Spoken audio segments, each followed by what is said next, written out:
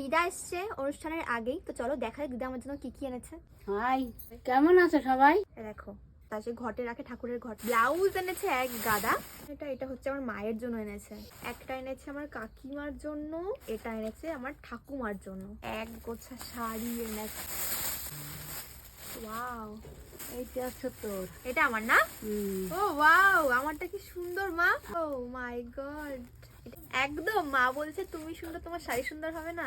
এটা আমি পরবো পুজোর দিন। এনেছে একটা কাকিমার জন্য, এটা আরেকটা কাকিমার জন্য। তো যেটা যে নেবে সে একই ডিজাইন না?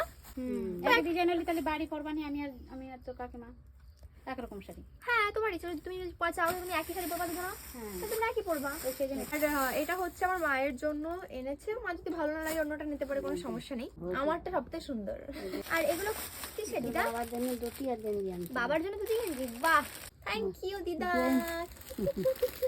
এগুলো দেখো